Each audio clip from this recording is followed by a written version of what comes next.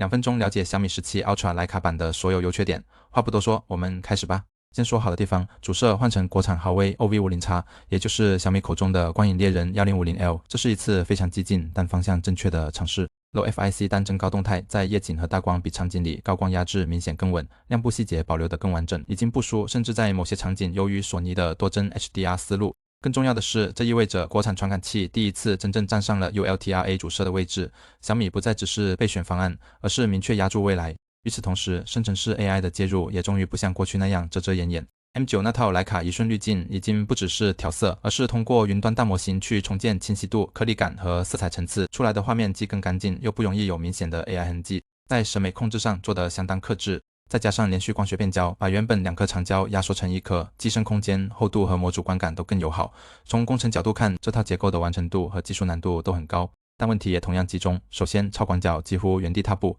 在 Ultra 級別裡顯得非常敷衍，是整個影像系統裡最短的一塊短板。其次就是爭議最大的機械對焦環，它確實很有情緒價值，也非常有識別度。轉動時的阻尼和震動反饋，第一次上手會覺得很爽，但回到手機這個使用場景，人體工學並不成立，單手握持時容易晃機，擋畫面沒有限位也無法盲操，最終還是得盯着屏幕確認參數。更關鍵的是，小米並沒有給到完整的實體拍攝邏輯，調完焦還得回到屏幕點按，本質上並沒有比直接用 UI 更高效，反而增加了結構複雜度、防水風險和長期可靠性的隱患。連續光變本身也並非沒有問題，這次的變焦範圍只覆蓋大約 3.2 至 4.3 倍，恰好又是在2億像素裁切本來就最強的區間。為了這幾十毫米的光學無損，引入複雜的機械結構和更高成本值不值，本身就是一個開放性問題。更現實的是，在視頻拍攝中已經能看到對焦和曝光的跳變，這對 3A 算法和調校能力提出了極高要求，短期內還需要時間打磨。小米17 Ultra 徠卡版並不是一台追求穩妥的旗艦，而是一台帶着明顯實驗性質的產品。